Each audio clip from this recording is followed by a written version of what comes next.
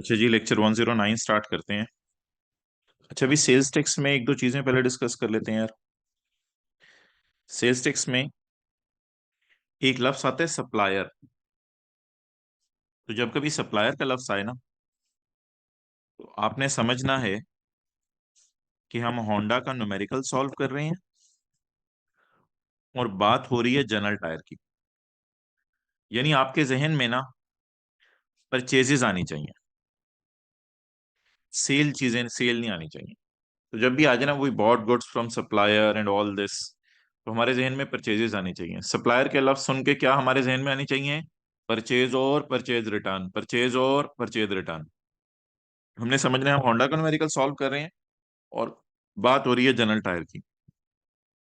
और अगर कभी पेपर में कस्टमर का लफ्ज आए, आपने अगेन समझना है हम होंडा का न्यूमेरिकल सॉल्व कर रहे हैं और बात हो रही है सरासिफ की, जो कि एक एंड कंज्यूमर हैं, डॉलेंस की, या मिसाल के तौर पे किसी बुरे बच्चे को हमने सेल कर दी उसकी। तो अब हमारे जहन में आना चाहिए मोहतरम सेल या सेल रिटर्न। क्लियर हो गई ये बात? जब कभी सप्लायर का लफ्ज पेपर में आएगा तो हमारे जहन में आना चाहिए कि हम होंडा का न्यूमेरिकल सॉल्व कर रहे हैं और जनरल टायर से परचेज या परचेज रिटर्न कर रहे हैं। जब कभी पेपर में सवाल आए कस्टमर का, तो हमारे जहन में आना चाहिए हम होंडा का न्यूमेरिकल सॉल्व कर रहे हैं और हम कस्टमर हैं, हमारे सरासिफ डॉलेंस या बुरे बच्चे को हम चीजें बेच रहे हैं। क्लियर होगी ये बात? आगे चलूं? Yes sir. ओके, शुक्रिया भाई। माइक ना ऑन करो यार प्लीज। अच्छा, नेक्स्ट। ये एक बड़ी इंपॉर्टेंट चीज थी जो बच्चे ना न्यूमेरिकल्स में मिस कर रहे थे, सप्लायर कस्टमर को मिक्स कर रहे थे। Okay, next. अगला जी, एक हमारे सेल्स टैक्स के न्यूमेरिकल में होती है वर्किंग वन इनपुट, और एक हमारे सेल्स टैक्स के न्यूमेरिकल में होती है working three, that is sale. अच्छा, पहले एक डिस्कशन में अगर आपसे कर लूं, आपने जाके बाजार से आइसक्रीम का डब्बा खरीदा। अब जी आइसक्रीम का डब्बा था 200 रुपए का, इस पे सेल्स टैक्स बनता था 34 रुपए। आपने अपनी जेब से दिए 234। इस 200 को कहते हैं एक्सक्लूडिंग सेल्स टैक्स, इस 34 को कहते हैं टैक्स, और इस 234 को कहते हैं इंक्लूसिव ऑफ सेल्स टैक्स। अब मोहतरम सवाल ये राइज होगा कि अगर मैं रुपीज में ना बात करूं आपसे, बल्कि मैं आपसे बात करूं जी परसेंटेज में, तो ये फिगर 100 पे पड़ी हुई है, ये 17 पे पड़ी हुई है और ये 117 पे पड़ी हुई है। अब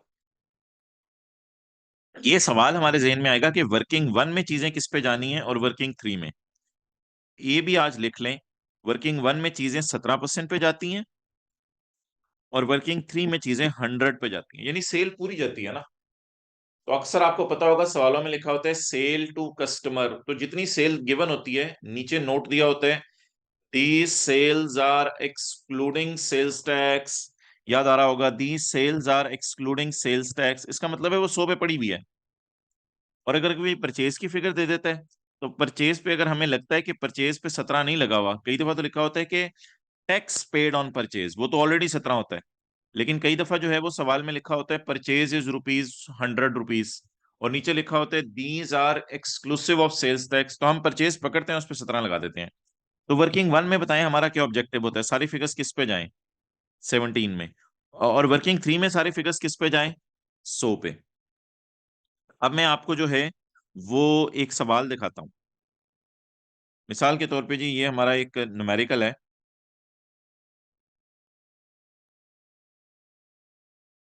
ये कोई न्यूमेरिकल है पास पेपर का क्वेश्चन 18। इसमें अब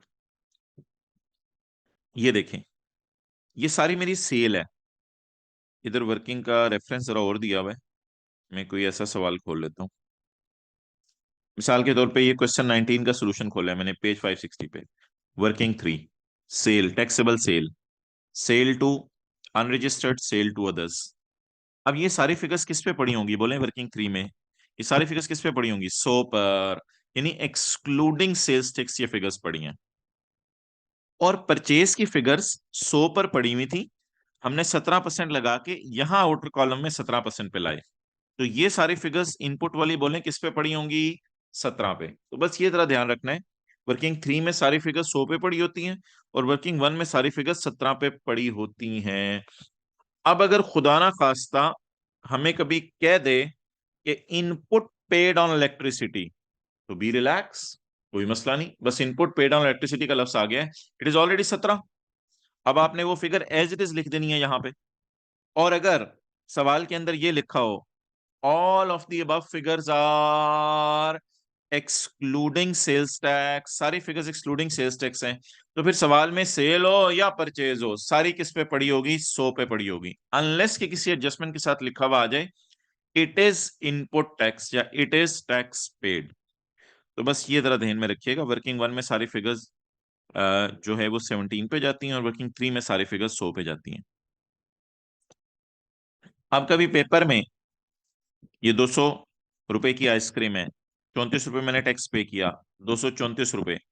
अब अगर कभी पेपर में लिखते किसी फिगर के साथ कि it is inclusive of tax, इसमें टैक्स पड़ा हुआ है, अब आपने अगर इसका 17% निकालना है, कैसे निकालेंगे? इसमें टैक्स पड़ा हुआ है, इसको डिवाइड करेंगे 117 से और मल्टीप्लाई कर देंगे 17 से, that will give you the tax. तो इस तरह आपका 17% डायरेक्ट निकल सकता है। क्लियर? चलो जी आगे।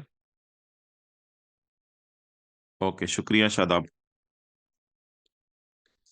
नेक्स्ट जी, अगली एक छोटी सी बात ये है जी कि इनिशियल अलाउंस आपको पता है हमारा दो चीजों पे निकलता है, एक प्लांट पे और दूसरा कंप्यूटर पे।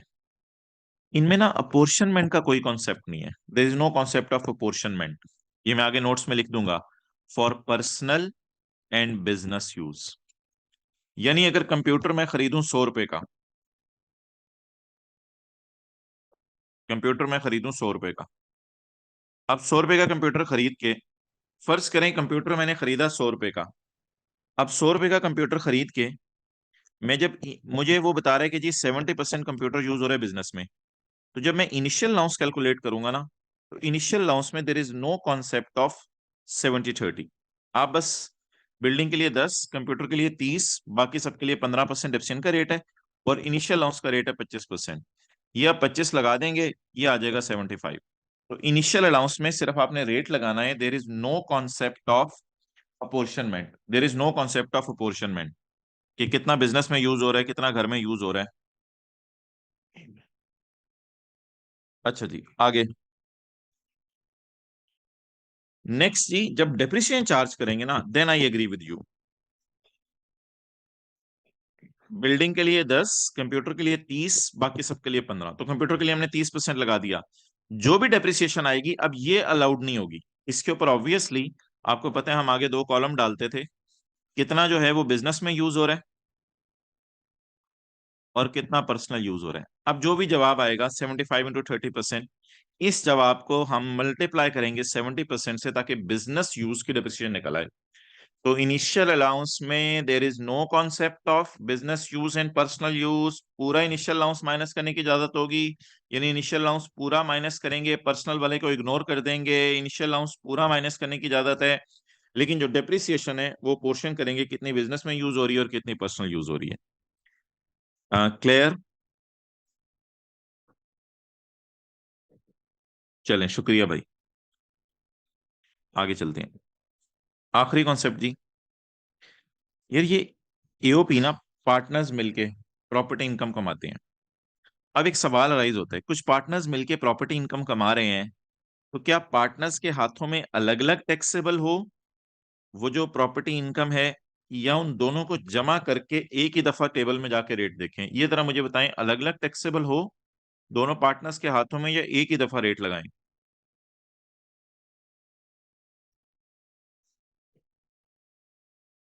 चलें, कोई नहीं बोल रहा, हम आगे चलते हैं। जी, एक तो बात है शेयर्स डेफिनेट एंड असरटेनेबल हैं या नहीं। अच्छा, अब आप हजरात अगर तशरीफ ले आए किताब के पेज नंबर, ये कौन सा पेज है, इनकम ऑफ जॉइंट ओनर्स? ये जरा मुझे पेज बताइएगा कोई, इनकम ऑफ जॉइंट ओनर्स,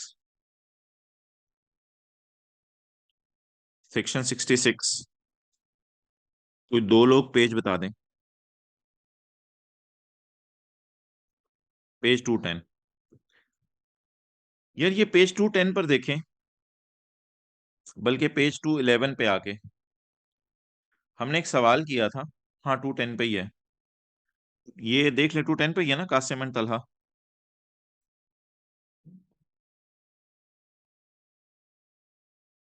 अच्छा, चलो जहां भी है यार, ये क्वेश्चन ढूंढ लो। कासिम एंड तलहा, कासिम एंड तलहा एक घर ओन कर रहे हैं। कासिम का उसमें 75% शेयर है, बाकी तलहा का है। अब हमने जब सोल्यूशन किया था तो कासिम और तलहा सिर्फ इनकम फ्रॉम प्रॉपर्टी कमा रहे थे। हाँ, साथ एम्यूनिटीज यूटिलिटीज भी किराए पे दी हुई थी, तो सिर्फ इनकम फ्रॉम प्रॉपर्टी कमा रहे थे। तो हमने ना इनके शेयर अलग अलग किए थे। ये देख लें, जब हमने इनकम फ्रॉम प्रॉपर्टी कैलकुलेट करना शुरू की थी, तो इनकम फ्रॉम प्रॉपर्टी के अंदर हमने कासिम का शेयर अलग निकाला था और उसका शेयर अलग निकाला था। जैसे कि ये देखें, income from property, income from property में ये कासिम का शेयर था और ये तलहा का शेयर था। फिर ये जो इनके अलग अलग शेयर निकाले थे, इनको हम लेके गए थे यहाँ, यानी इनके हाथों में अलग अलग टैक्सेबल है। तो अब जरा रूल सुने। अगर इनकम फ्रॉम प्रॉपर्टी कमा रही है एओपी और लोगों के शेयर्स डेफिनेट एंड सस्टेनेबल हैं, तो इसलिए उन्हीं के हाथों में अलग अलग जाके टैक्सेबल होंगे और वो दोनों अलग अलग स्लैब रेट देखेंगे। बट अगर आप एक और सवाल देखें, दैट इज इन एओपी का चैप्टर। एओपी के चैप्टर में एक सवाल हमने किया था, सुहेल खालिद काजी वाला। ये जो सुहेल खालिद काजी वाला सवाल था, इसके अंदर अगर हम ऑब्जर्व करें तो ये दो काम कर रहा था। सुहेल खालिद काजी वाला सवाल है जी, पेज नंबर 254 पे। ये दो काम कर रहा था। नंबर वन, एक तो ये इनकम फ्रॉम बिजनेस कमा रहे थे, trading of rice and wheat से। और दूसरा यार, ये कमा रहे थे income from property, income from property, ये जी, रेंटल इनकम। अब उधर भी पिछले सवाल में तलहा और कासिम इनकम प्रॉपर्टी कमा रहे थे, इधर भी ये इनकम प्रॉपर्टी कमा रहे हैं। लेकिन ये इनकम फ्रॉम प्रॉपर्टी के साथ इनकम फ्रॉम बिजनेस भी कमा रहे हैं। तो मोहतरम, आज एक धमाका बात सुने। अगर पार्टनर्स बिजनेस इनकम भी कमा रहे हो प्रॉपर्टी इनकम के साथ, तो ऐसी सूरत में बिजनेस इनकम और प्रॉपर्टी इनकम जब दोनों कमा रहे होंगे, तो प्रॉपर्टी इनकम के केस में हम उनके हाथों में इनकम को नहीं डालेंगे, बल्कि हम उनके हाथों में इनकम डालने की बजाय एओपी की ही इनकम इसको ट्रीट करेंगे। जब वो क्या कमा रहे हो, प्रॉपर्टी के साथ इनकम फ्रॉम बिजनेस। जब पार्टनर्स क्या कमा रहे हो, प्रॉपर्टी के साथ इनकम फ्रॉम बिजनेस। हाँ, प्रॉपर्टी के साथ और कोई अगर इनकम कमा रहे हैं तो फिर आप पोर्शन कर दीजिएगा, लेकिन अगर प्रॉपर्टी के साथ इनकम फ्रॉम बिजनेस कमा रहे हैं तो पार्टनर्स के हाथों में पोर्शन करने की जरूरत नहीं। इसलिए शायद हमने सोहेल खालिद काजी के सवाल में ये जो प्रॉपर्टी इनकम आई थी, इस प्रॉपर्टी इनकम को सोहेल खालिद काजी वाले न्यूमेरिकल में डाला था, ना कि अलग अलग सोहेल खालिद के न्यूमेरिकल में डाला था। और यहां पर डाल के इसमें हमने एक ही दफा कंबाइंड रेट लगाया था। अब इस कॉन्सेप्ट की वो भी देख लें।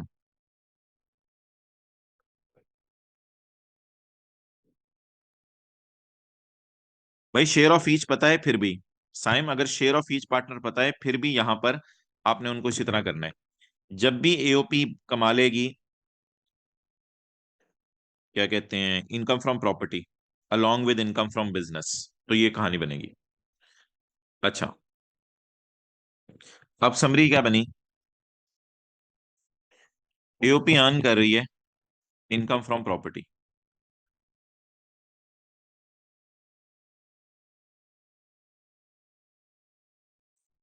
इनकम फ्रॉम प्रॉपर्टी अर्न, बल्कि इस तरह कर लें, एओपी अर्न कर रही है income from business.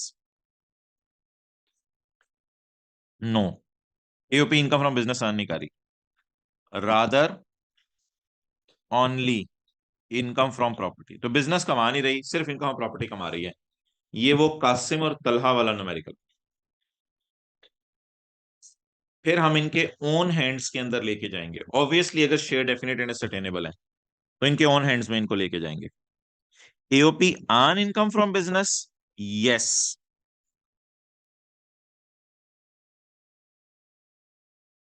Rather only income, AOP earn income from business, yes, and also income from property, और इनकम हम प्रॉपर्टी भी कमा रही है। जैसे कि हमने सुहेल, खालिद और काजी वाले न्यूमेरिकल में देखा कि ये बिजनेस इनकम भी कमा रही है और प्रॉपर्टी इनकम भी कमा रही है। तो ऐसी सूरत के अंदर हम ओन हैंड्स में नहीं लेके जाएंगे, बल्कि इसको एओपी की इनकम मानेंगे। क्लियर? नोट कर लेंगे।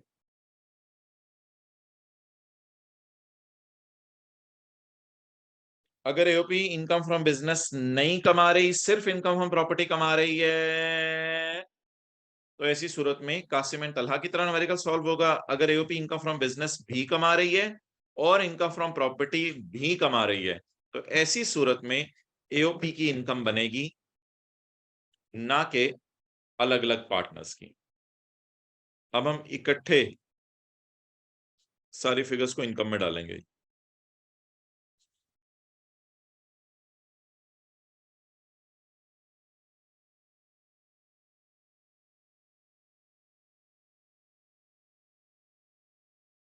जल्दी करें नोट।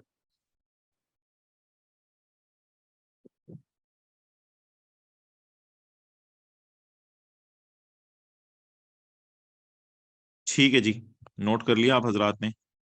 अब हमारी आखिरी मीटिंग रख लें यार, बड़े क्रिटिकल टाइम पे, 27 फरवरी को इंशाल्लाह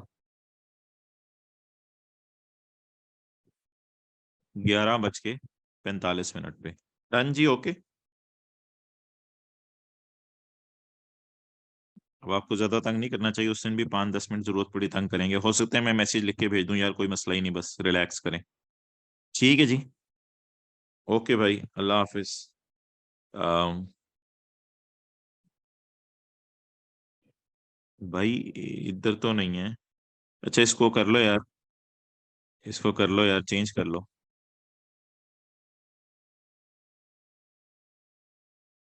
3 PM पे कर लो यार, 27 फरवरी 3 PM।